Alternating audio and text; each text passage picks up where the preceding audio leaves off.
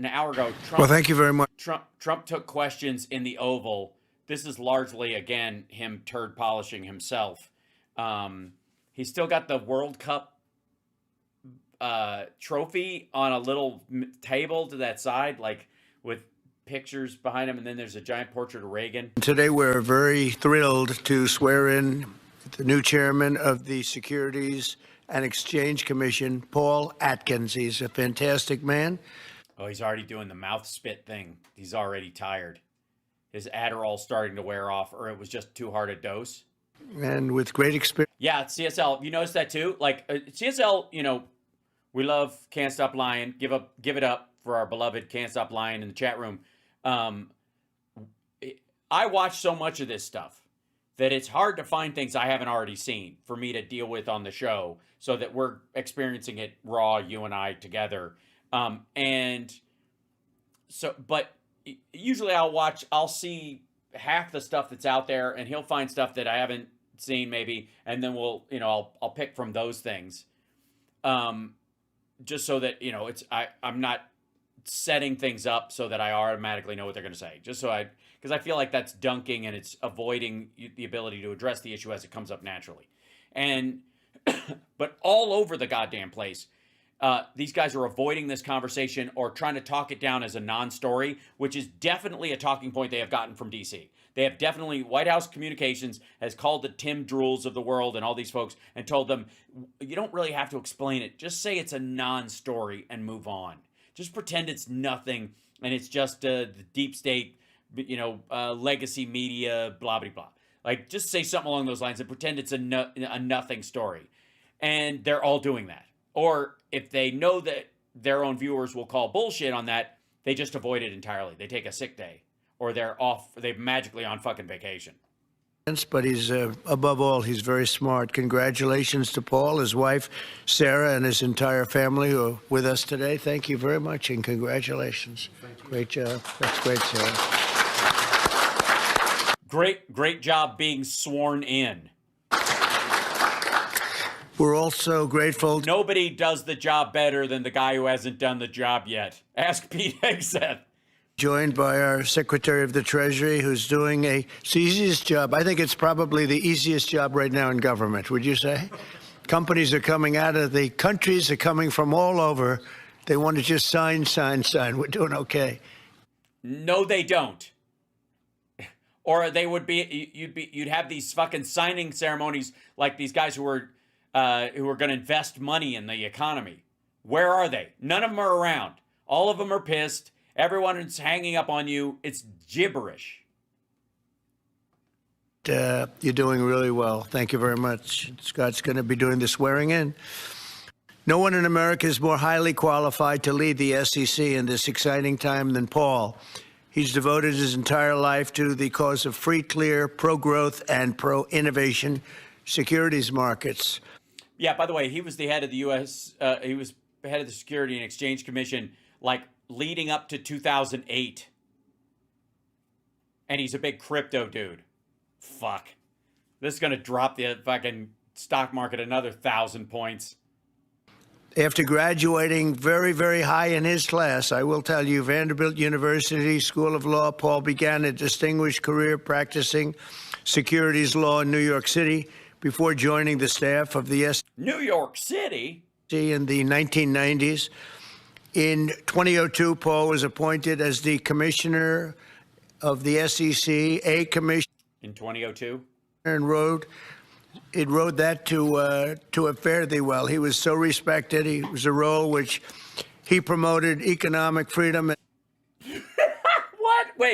Wait. Hold on.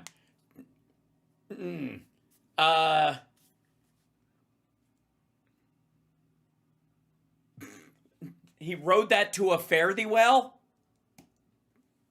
What? What does that mean? Well, he was so respected. He rode that to a fare thee well. He was so respected. He rode that to a fare thee well. Ew. He rode that to a fare thee well. Well, mater, I'll be in the drawing room playing the grand piano. Oh, he rode that to a fare thee well, did he? Ew. That is, you know what I like? He talks just like us. His words am broken in different order than speak good. You know what I mean? Which he promoted economic freedom and represented the agency at the U.S.-EU Transatlantic Economic Council. Highly respected. You mean all the guys who made the deals that you're shitting on right now? Economic Forum and the Transatlantic Business Dialogue. After completing his term in 2008, Paul began a successful consulting practice and continued to advocate for a common sense approach. To advocate? Advocate. To securities regulation. Extremely complicated stuff, and he put a lot of common sense and God damn, the fucking saliva. Shit, dude. Like, this is what happens when he does too much speed. He gets all, like, lateral lispy and crunchy when he talks. Gets all into it without heavy-handed bureaucracy and also, just in case, I feel like we owe you that anyways, because please, if you're sensitive to his nut, you might want to leave the room or listen to this in podcast form. I don't know. Harming of investors and workers and consumers and, frankly, our country itself. Frankly. Paul has also been a leader in the emerging crypto and blockchain industries and served as co-chair of the Digital Chamber's Token Alliance. So this is Don Jr.'s idea? He's the perfect man to lead this agency at a time when crypto innovators are urgently in need of, and they want so badly, they want it to happen. Yeah, they do want it to happen. What? What to happen, dummy? Regulatory certainty and clear rules of the road, in addition to helping build this new framework that will allow the United States to maintain its financial and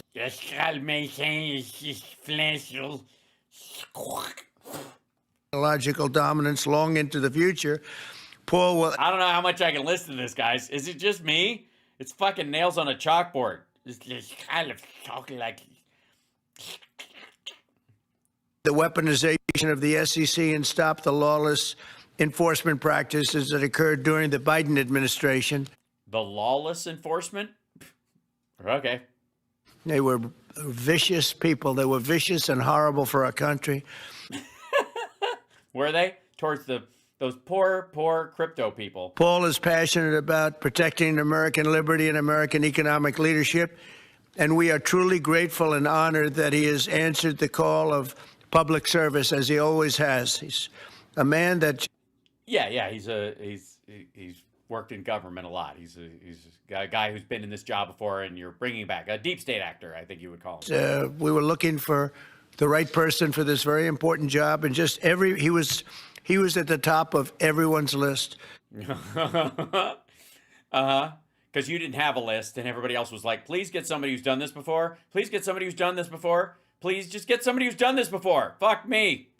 So, Paul, I want to congratulate you and your family. You have an incredible family, and you have an incredible father and husband. I can say that, I think, I'm pretty sure I'm right about that. If I'm not, please speak up now. So thank you very much, Sarah. What? Is that also, is that his wife, or are you just assuming? Thank you very much. And I'll ask Scott to come up, do the swearing in. Thank you. Thank you, everybody. All right, and they swear the guy in. And he reads the thing, and he does it. Okay, there we go. Your trust and he gives a speech, and who cares? Family are fitting to honor them. And yeah, okay, crypto and fucking human trafficking, and at least the people who are into human trafficking will have a slave coin that they can use, and then some other shit, and then Trump will come in, okay, and then they ask him questions. Besant, who has suggested that the current standoff with China is not sustainable. We're doing fine with China. We're doing fine with I think almost every country. Everybody wants to have involvement with the United States. As you know, we were losing involvement. Does that count as like calling you and saying, what the fuck, dude, and hanging up? Is that technically involvement? $5 billion a day when during the Biden administration, during that last year, was a horror show, what they were doing on trade. $5 billion a day. And now we have it down to a very low number because we're getting 25% from the automobile industry, from autos. We're getting 25% for steel, 25% for aluminum. Yeah, Americans are paying that. We're getting the baseline of 10%. And think of it, we're losing almost $2 trillion on trade. And those days are gone. We're not going to do that again. Yeah, we're just not going to trade with people, I guess. Let that happen. We're being ripped off by almost, I don't say every, but very close to every country, everywhere in the world, just being ripped off left and right. Obviously, you don't mean the Saudis or the Russians or China. I mean, they're your buddies, so. You had no leadership. You had people that didn't know what they were doing. And we're going to turn the... Well, they didn't crash the fucking economy. I will say that. It was annoyingly strong. Just ask Jerome Powell. Around, you know, we have a very nice phrase, make America great again. That's what we're going to do. And it's going to start... There's no timetable on that, is there? Are you going to make it great again by making it suck and then dying? Is that the idea? Is that you'll just pass away and like, see, I did it. I made it suck, and then I made it great again by vapor locking. Trade. We're doing really well. I see the stock market was up nicely, but this is a transition. No. You don't get to, again, you don't get to dig a 6-foot hole when you're 6 feet tall, stand in it, put on a hat, and go, I'm 6'5". Period. And it's going to be a little while. But we are doing well with... A little while. Yeah, hang in there, you broke motherfuckers. Country. Ultimately, we have something they want. And you have to view it that way. We have something they want, and they want very badly. What do you mean, our like private information? That's what Elon Musk is selling them? And, you know, it's going to be... A copy of the P-tape? What do they want? Coming in, they're taking treasure. They're taking jobs when they do that. And they have to pay. We have almost... full employment. We have had for quite some time. They don't have to pay if they come in and create their own jobs. You know, if they do their product here, if they... Ooh, what kind of products are we talking about? Flashlights largely? Product or make their product in the United States. We have absolutely no tariffs, and we welcome people. No, you pay taxes then. You pay the tariff effectively because you pay tax inside the country. If they make it outside the country, then the consumer pays the tariff, and I guess that's the balancing act, right? Why move it here and pay tax when you could keep making it overseas and the American people pay the tariff?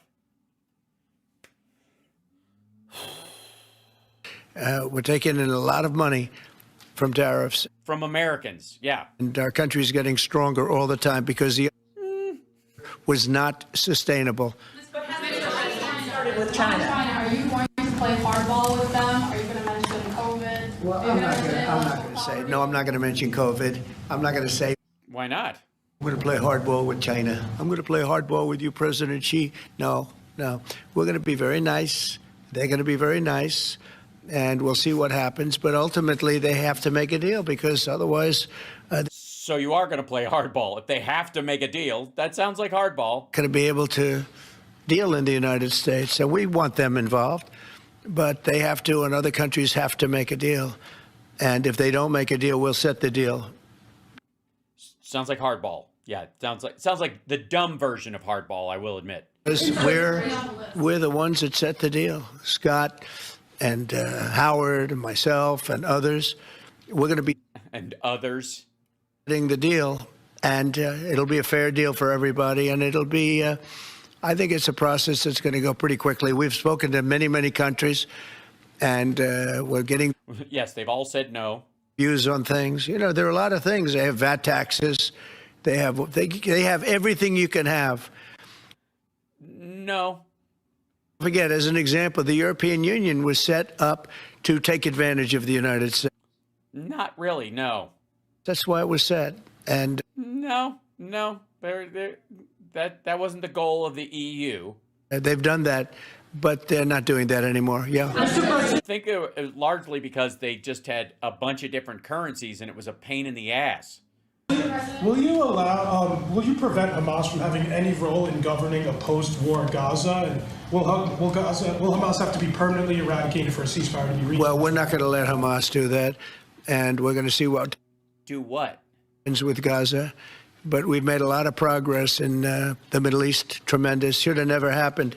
That date, that very special date, October 7th, should have never happened. It would have never happened if Yeah, we should have.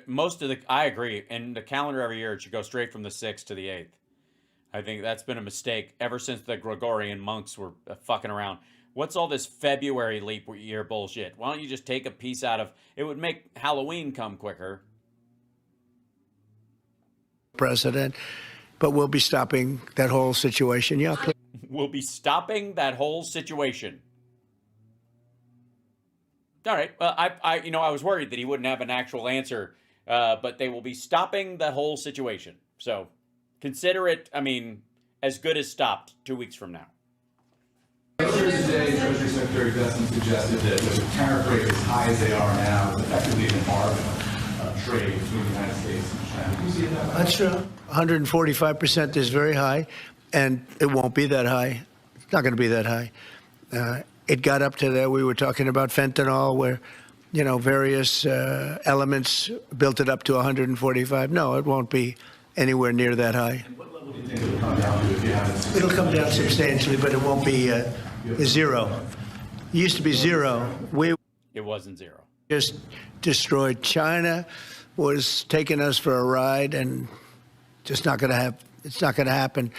The ride isn't going to happen, like the other thing that wasn't happening in Hamas, that can't happen, and it's not going to happen, and then it won't happen. Also, can I just say, why don't you just get rid of their most favored nation status and call it a day? You could get rid of a lot of the unfairness in how they can ship things into the country and that kind of stuff just by doing that, right? Very good to China. I have a great relationship with President Xi, but yeah, that's what worries us. They would make billions and billions and billions of dollars. And billions, also billions. Here, and they would build their military out of the United States and what they made, so that won't happen. But they're going to do very well, and I think they're going to be happy, and I think we're going to live together very happily and ideally work together. So I think it's going to work out very well. But no, it's at 145%. It will not be anywhere near that number. Why not?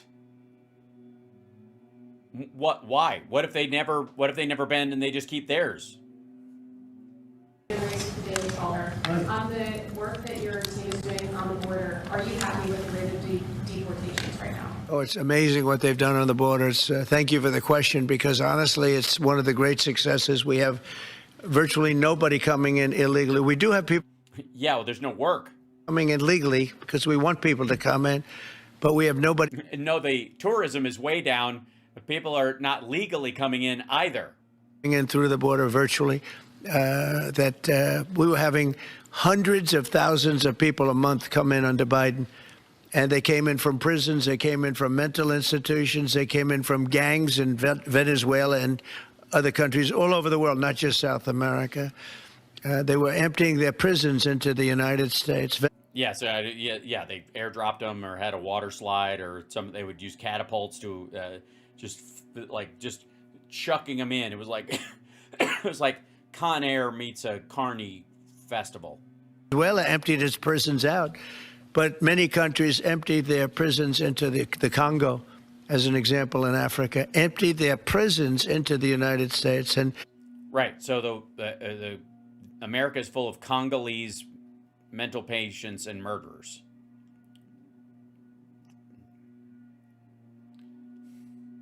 He does know this isn't a thing, right?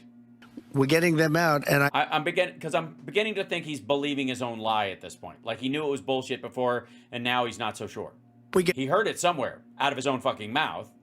Operation from the courts, because we have thousands of people that are ready to go out, and you can't have a trial for all of these people. It wasn't meant. The system wasn't meant, and we don't think there's anything that says that. Look, we are getting some very bad people, killers, murderers, drug dealers, really bad people, the mentally ill, the mentally insane. Yeah, it's a very big difference. They emptied out insane asylums into our country. We're getting them out, and a judge can't. Wouldn't those guys be the easy ones to find? They're just roaming around, screaming at the sky, walking around with a piece of wood with a bunch of nails in it. I don't know. screaming that they're going to that the bugs are crawling all over them? No, you have to have a trial. The trial's going to take 2 years, and no, we're going to have a very dangerous country if we're not allowed to do what we're entitled to do. And I won an election based on the fact that we get them out, and we've done an amazing job. Look, we've stopped. Everybody admits, even the radical left, we have got the strongest border we've ever had. Yeah, but you're not getting anywhere near the number of people out of the country you said, especially because you're just not rejecting people straight at the border, which are the vast majority of people who are deported every year are people who come across the border illegally and are immediately punted. So you're not getting rid of it. There's no fucking mass deportation happening at all. Even stronger than what I had it for 4 years. We had a great border. We solved the problem. Thanks, COVID. But it's actually... Yeah, nothing like a pestilence to drive people away. It's a tad stronger, which is, I don't know. A tad. It's disappointing or not to me. I beat my own record. But I appreciate the question. Thank you, Daniel.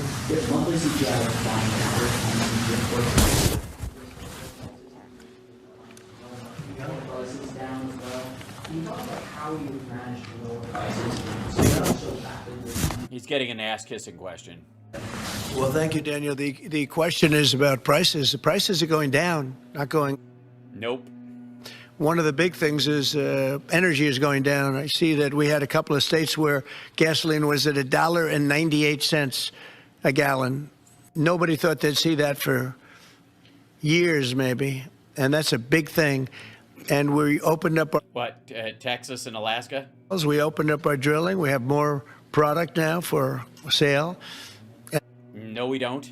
We're also going to be selling outside of the country to a large extent. It's going to bring down our deficits, largely going to bring down our deficits. You know, we don't have nationalized oil. He knows that, right? But if you remember my first week, I was standing here, Paul, and they were screaming about eggs. The cost of eggs have gone through the roof. They were up like 500, crazy, like 4 or 5 times. And we won't have eggs for Easter, they were saying. There will be no eggs. You can't order eggs. They wanted us to order plastic in the shape of eggs. Did they? Is that they were yelling? People were in the White House yelling at you. We have to order plastic in the shape of eggs. You heard this. Is Harvey in the room with you right now? Yesterday we had 48,000 people at the Easter hunt. They call it the Easter roll. Yeah, or something. Yeah, the Easter hunt or the roll. Yeah, or the Easter celebration or the rolling hunt. White House, and we had all eggs. And as you know, the cost of eggs has come down like 94%. No, it is not.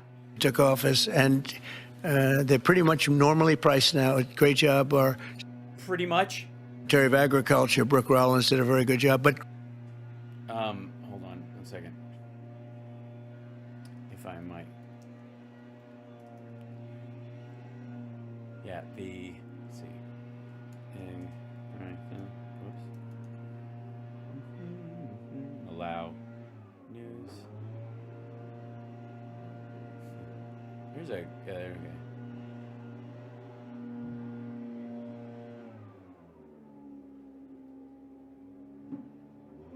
Let's see. Chick sales see boost from rising egg prices. Do I have a guy?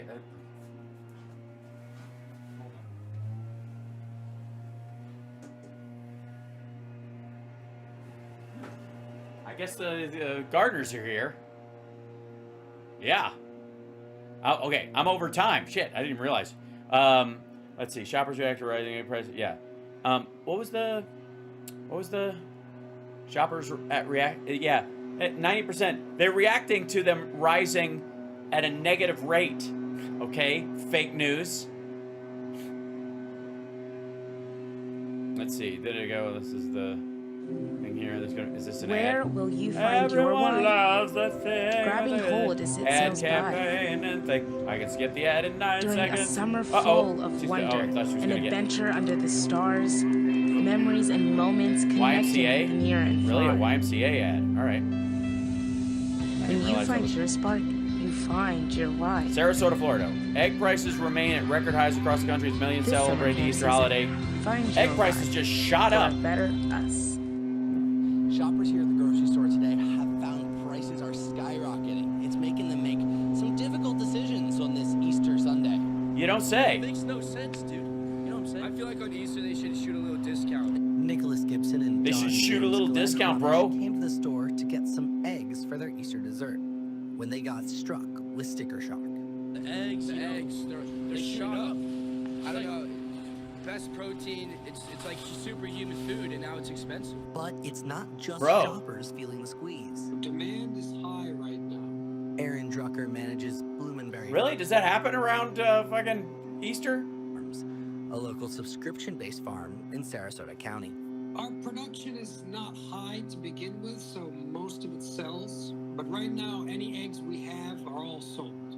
And I could probably sell a lot more than we produce. Drucker says his And now I think that'd be a problem, actually. I don't want to nitpick, but I'm fairly certain it's hard to sell something you don't actually have. Usually. subscription model has kept his prices stable, but the wider market has not been so lucky. I've heard that supply has been affected. Obviously, prices have gone up. Our prices remain the same. And shoppers say it's not just eggs. I got some butter and mayonnaise and snacks. Just spent like $20. And I also spoke to a few customers who didn't feel as comfortable on camera, and they said that the prices are just as bad for them. In fact, one of them, when I mentioned grocery prices, actually just said to me, "Oh, it's really hard out here." Oh, he did? Did he like make a big like physical like that gesture? Yeah. What was it? Sorry, this dude was saying something. This old fart was saying something about grocery prices are too low right now. Groceries have come down. It's all coming down. The only thing that hasn't come down, but it hasn't gone up much, are interest rates, and we think the Fed should lower the rate. We think, Yeah, in case anybody needs to take out a loan to buy some fucking eggs. it's a perfect time to lower the rate. No, it's not. No, it's a terrible time. Thanks to you. The tariffs will raise prices. That increases inflation. Grocery prices are going up. That increases inflation. Inflation is one of their mandates. So no, it's a terrible time for them to lower interest rates. Would like to see our chairman be early or on time as opposed to late.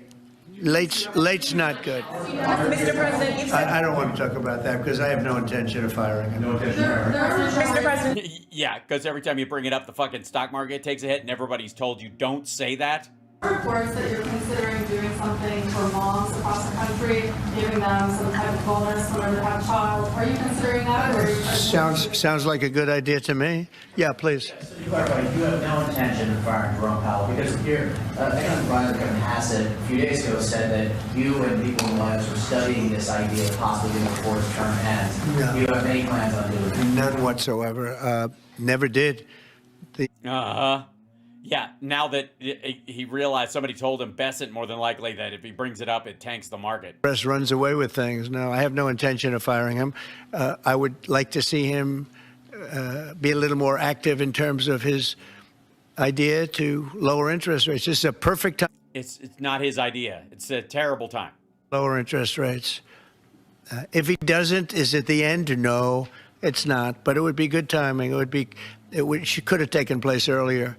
But no, I have no intention to fire him. When's the last time you talked to him? Anymore.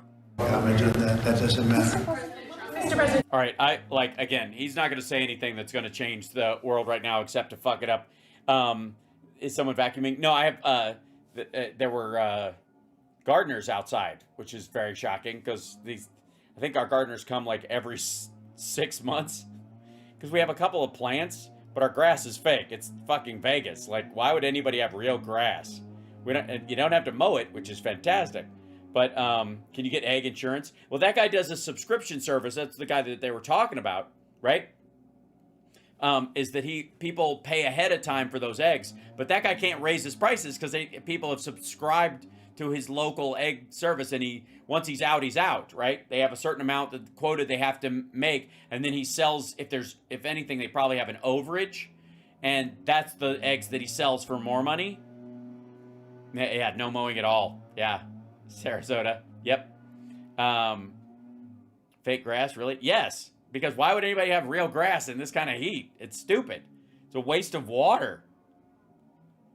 All right, I know it's 2.25 hours. I know I'm at 2.5 hours. I gotta go because we're going to the Golden Knights game tonight, and I just got a message from Fugel saying asked me to be on his show on the radio, so I'm gonna have to do that, I guess, in the car on the way or something. We gotta leave at like 6 o'clock, but I'm sure I could find a place to do it quietly. I'll bring headphones. Good Lord. So anyways, you guys are awesome. Obviously, I'm waiting with bated breath, and I'm sure CSL and Andrea, you guys can keep an eye out. If any of the regular order of folks like I don't know, Benny Johnson or any of the folks actually come to Hegseth's defense, because that's drying up really fucking fast. Oh, and some good news. I'll leave you on this one, just with this little guy. Elon Musk, after his call today, has named an exit date for being on Doge because of like stockholders saying, "Get the fuck out of there! You're ruining the brand." And he may have to step down. He may be the chief product officer, but have to step down as the CEO to salvage the fucking company. Musk forced to name Doge exit date over Tesla dumpster fire. So good. It's so good. It's the laundromats. It's the laundromats. And it's not going to help, by the way. Nobody's going to buy this fucking thing. I mean, if he quits entirely, it might turn it around. But if he's making money off that fucking thing in the future, I mean, I don't know why anybody else would buy one, especially if you actually give a shit about the environment. From my lips to God's ear. That's the conduit. Anyways, you guys are awesome. I will see you later. Take care of yourselves and take care of somebody else. Like, subscribe, give a thumbs up, support the show, etc., etc., etc., etc. Yeah, the original, the OG theme song. All right, I'll see you guys later. Remember, this weekend, not the White House Correspondents' Dinner at meathook.live/not.